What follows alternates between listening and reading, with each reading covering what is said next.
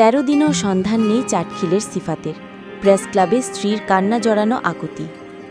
রাজধানীর মালিবাগ রেলগেট এলাকা থেকে নিখোঁজ হওয়া 13 দিন পেরিয়ে গেলেও সন্ধান মেলেনি মোহাম্মদ নাইমুর রহমান সিফাত 29 নামের এক স্বেচ্ছাসেবী রক্তদাতার। তার এমন অজ্ঞাত নিখোঁজ হওয়া নিয়ে পরিবার ও ঘনিষ্ঠদের মধ্যে গভীর উদ্বেগ বিরাজ করছে। সিফাত নোয়াখালীর চাটখিল উপজেলার খিলপাড়া ইউনিয়নের 8 নং ওয়ার্ডের বাদুলি মোল্লা পৌন খাস বাড়ির মোহাম্মদ নূর নবীর সন্তান।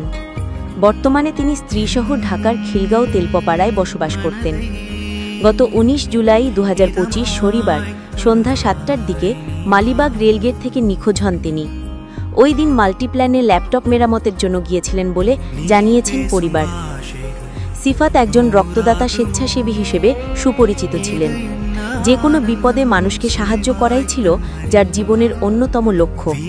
তার এভাবে নিখোঁজ হয়ে যাওয়া পরিবার ও বন্ধুদের মাঝে চরম বেদনার সৃষ্টি করেছে। নিখোঁজের 13তম দিনে আজ জাতীয় প্রেস ক্লাবের সামনে মানববন্ধন করেন তার পরিবার, বন্ধু ও স্বেচ্ছাসেবী সংগঠনের সদস্যরা।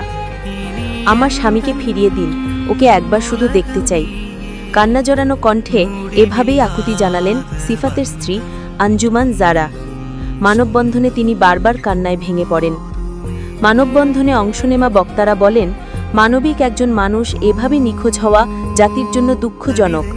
আইনশৃঙ্খলা বাহিনীর উচিত দ্রুত ব্যবস্থা নেওয়া।